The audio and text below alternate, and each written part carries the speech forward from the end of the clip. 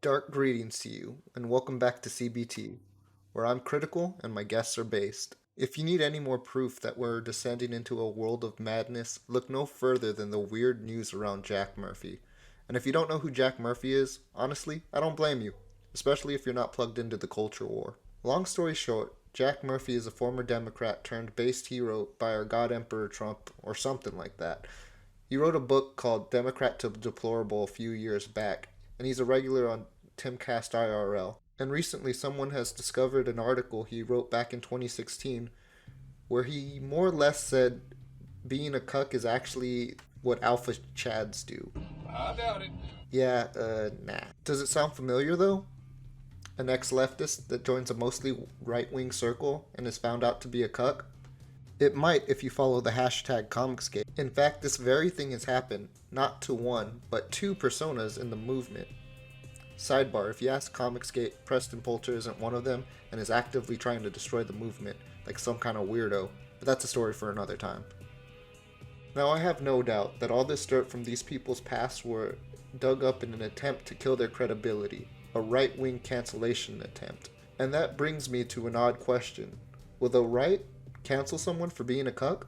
Simple answer, probably. They have no respect for people like that, which brings me to a follow-up question. Will they cancel someone for formally being a cuck?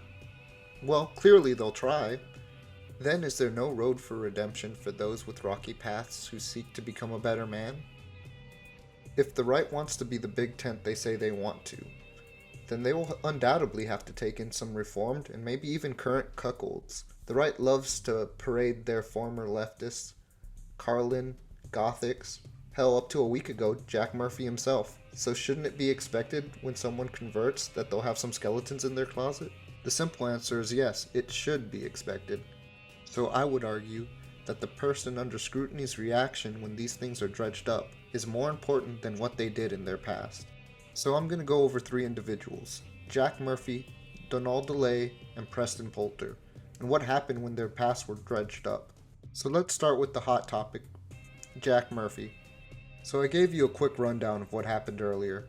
Someone dug up a 6-year-old article Jack wrote in an attempt to cancel him. The extra bit of irony is Jack bills himself and makes money off of being a positive role model of masculinity, so this is extra devastating to his character. So what did Jack do?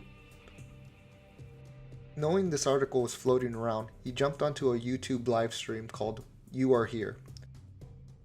The co-host, Sydney Watson, reads super chats that were inevitably going to bring up the article. You guys are the advertisers. That's why we try to get through all of these and read all your All right, I comments, got a few even more. if you're trapping me. No, I want to read this one first, because I started it and I'm going to finish what I started. Anamorphosis says, Elijah, and I apologize for this in advance, Jack, asked boy. Murphy about the article he wrote about literally cuckolding his wife. I wish I was joking. True alpha. Wow. Wow, you went there with that. I have absolutely no comment on that other than to say that whatever people's perception is about that, it's 180 degrees wrong. And it has nothing to do with people think what they're thinking it to be. First off, how did you not anticipate this? You always jump ahead of this stuff when you go on live shows. Well, he didn't. Before now, he just ignored the issue. I guess he was hoping to just go away. But how does he react to Sydney? Duke and Ball said, Could you please clear up the cuck article you wrote? I am not going to talk about Again? this. Okay. And basically, you know what? Fuck you Me. for bringing this up right here and right now. Me. Why are you doing this to me? I didn't know that. I didn't know what it was. Well, just use a little bit of fucking common sense. Sorry, apologies. Yeah. Fuck you. Elizabeth. Heartfelt. Elizabeth. Real smooth. Now he's upset a large group of people who like the show and their show's co-hosts. So what does he do next? He puts out a statement saying everything's good between them, and no one digs any deeper. Just kidding. While he did put out the statement on a Twitter post, he immediately undermines it by going back on Timcast and more or less blaming her for stirring the shit. She was just doing her job. Oh, they're like, we can talk about that. Yeah, Yeah, for sure. I think they're using, a lot of people don't like the article, a lot of people are using that because they're mad at you, but I Yeah. think the anger comes from you yelling at Sydney. Right. So here's what happened with Sydney. So I'm sitting on the show and we're talking, and they're joking about reading super chats where people are building like gas chambers, and she's reading out loud like, how did I build this gas chamber that didn't kill all the Jews that I was supposed to kill? Right. It's like insane, the super chats that she reads. And so I'm telling her this whole time, I'm like, hey, you might want to read all the super chats before you read them out loud. Right. A little bit of a warning.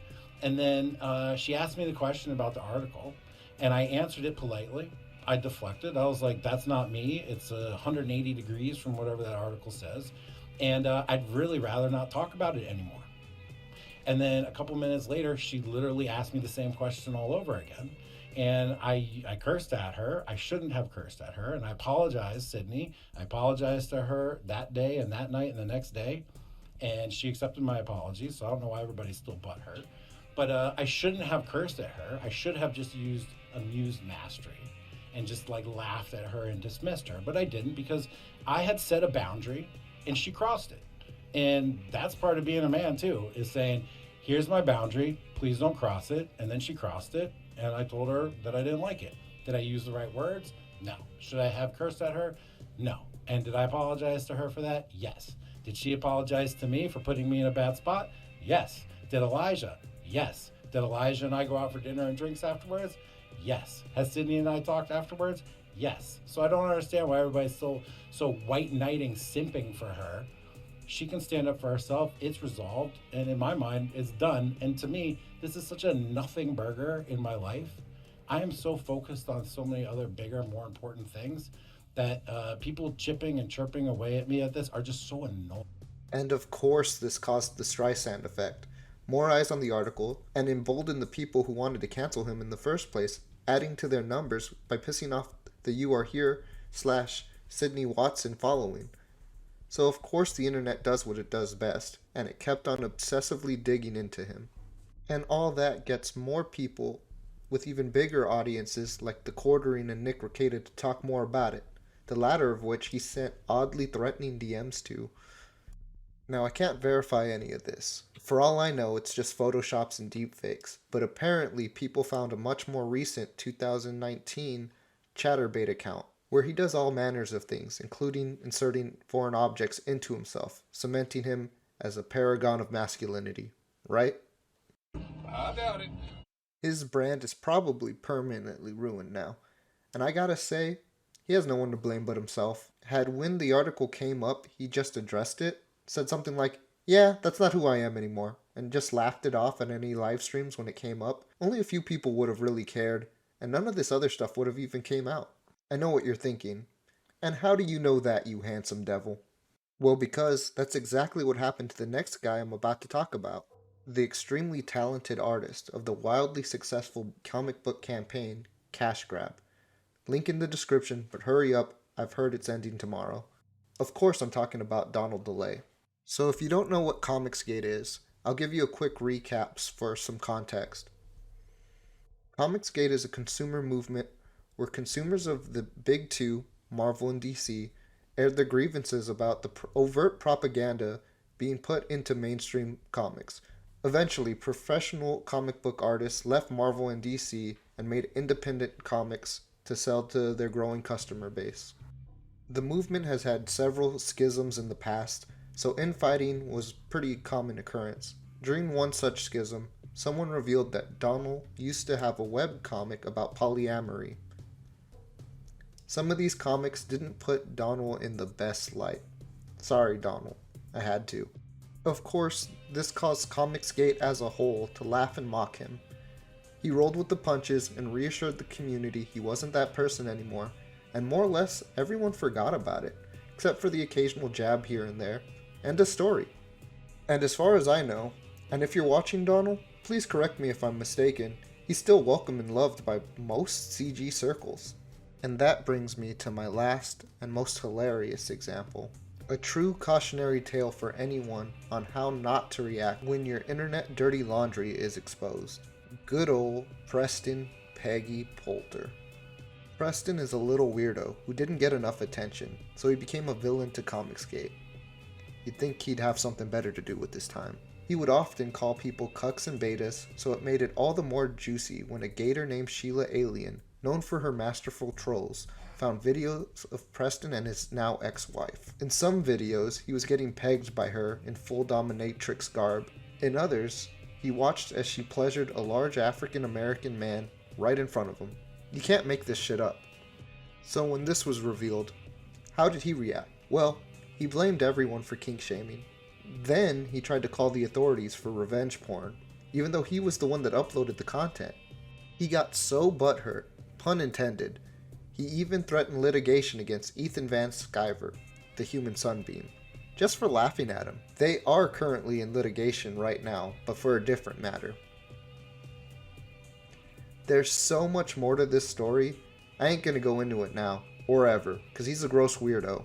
And if Jack Murphy has half a brain, he would stay far from this course, lest he become a bigger lolcow than Preston Poulter. Every night I pray to the Dark Ones, may my enemies be ridiculous, and now my cup floweth over. So, what do you think? Does cancel culture exist on the right? Is there road for redemption for former cucks in the right-wing circles? Let me know how you feel in the comments below. Like and subscribe to join the cult. And until then, cry havoc and let slip the gods of old.